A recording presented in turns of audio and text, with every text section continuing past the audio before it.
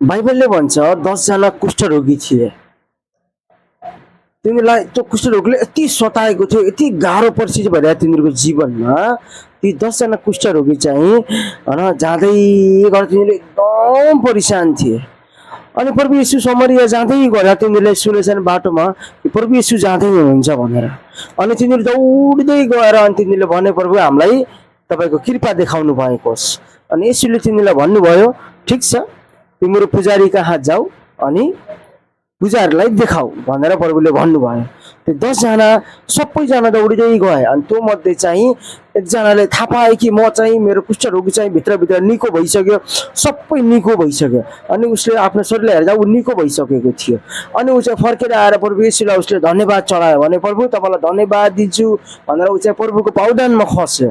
अनि प्रभुले एउटै कुरा भन्नुभयो, निको चाहिँ 10 जना भएका थिए तर फर्किने चाहिँ एकजना मात्रै फर्कियो, अरू चाहिँ खै त भनेर प्रभुले सोध्नु भयो। अनि प्रभुले एउटै कुरा भन्नुभयो, छोरा तिमी चाहिँ आफ्नो विश्वासले निको भएका हौ, तिमीले आफ्नो विश्वासले तिमी निको भएका हौ।